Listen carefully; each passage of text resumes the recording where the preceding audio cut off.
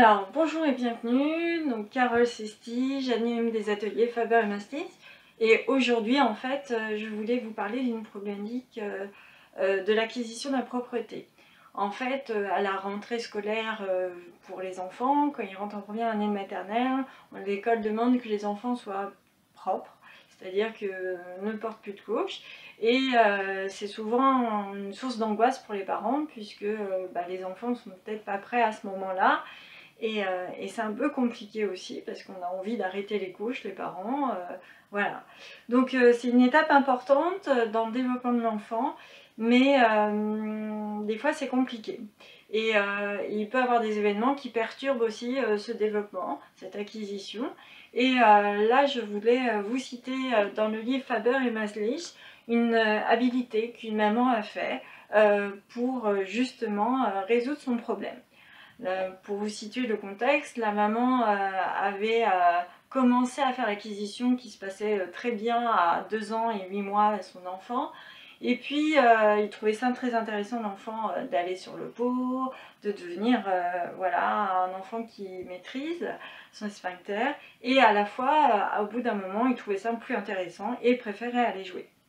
Forcément, la maman commence à désespérer, à être frustrée, et puis surtout que l'enfant faisait pipi sur le tapis et s'amusait avec le balai pour nettoyer le tapis, donc ce qui lui rendait plutôt amusant cet aspect-là.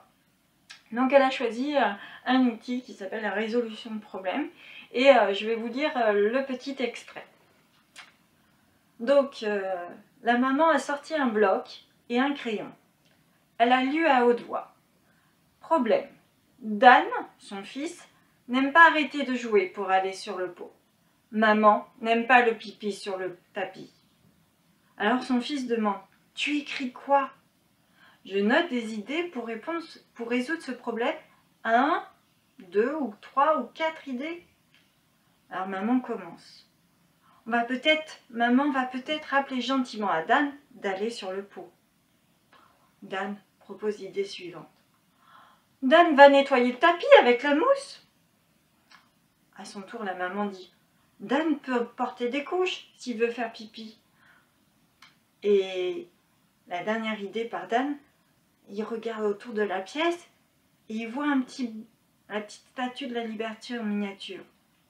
Le petit bonhomme vert va me le dire. Il va dire « pipi sur le pot ».